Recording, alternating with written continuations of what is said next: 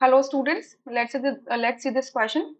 The question says which of the following have greater Z effective than zinc? Greater Z effective zinc से ज्यादा किसका है इन सब में से? ठीक है। अब Z इफेक्टिव का मतलब क्या होता है कि जो टोटल न्यूक्लियर चार्ज होता है Z क्या होता है? Total number of protons present in the nucleus of the atom. तो प्रोटॉन्स का पॉजिटिव चार्ज होगा ना, अट्रैक्ट करेंगे न्यूक्लियस को।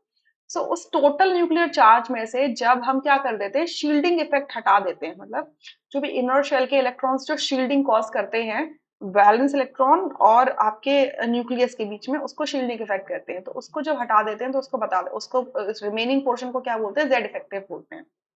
तो कह रहे हैं किसका जेड इफेक्टिव ज्यादा होगा जिंक से।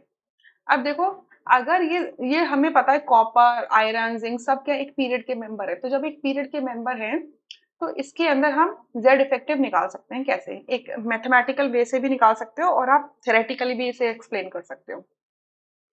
देखो, अगर मैं कॉपर को देखूं तो कॉपर के अंदर कितने एटॉमिक नंबर होता है? 29 होता है।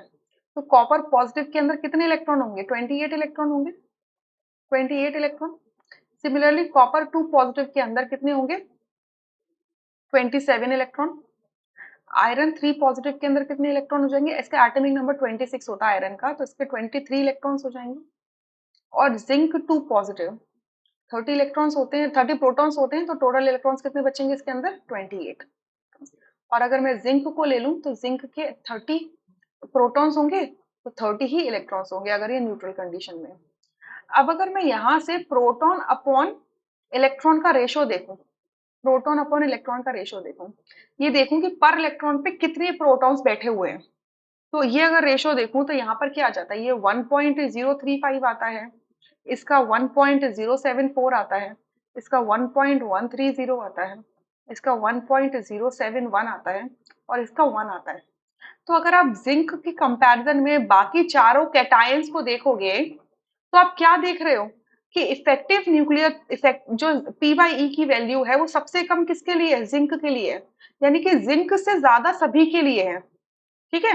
जिंक से ज्यादा पी बाई ई की वैल्यू, मतलब इसको हम बोल देते हैं जेड इफेक्टिव की वैल्यू सबसे ज्यादा सभी के लिए आ रही है। जिंक से ज्यादा तो सभी के पास है। ठीक है।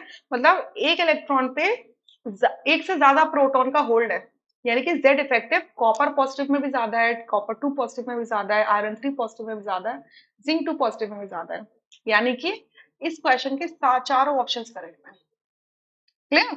और आप इसे दूसरे तरीके से भी समझ सकते हो कि अगर आप देखो कि ये सारे के सारे कैटायंस हैं, तो कैटायंस है तो ऑब्वियस सी बात है कि इनके इनके ऊपर कैटायंस हैं तो इनके ऊपर न्यूक्लियस का होल्ड ज्यादा अच्छा होगा।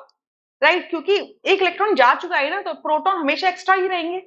जब कैटायंस प्रेजेंट होते हैं तो कैटायंस का मतलब क्या? एक इलेक्ट्रॉन कम है, प्रोटॉन ज्यादा है। प्रोटॉन ज्यादा है तो ऑब्वियसली न्यूक्लियर चार्ज ज्यादा होगा। न्यूक्लियर चार्ज ज्यादा होगा तो जेड इफेक्टिव ज्यादा होगा, इफेक्टिव न्यूक्लियर चार्ज ज्यादा होगा। राइट? तो आप इस तरीके से भी कर सकते हो, ओरली भी कर सकते हो, मैथमेटिकली भी इसको समझ सकते हो। I hope you understood this question really very well. Thank you.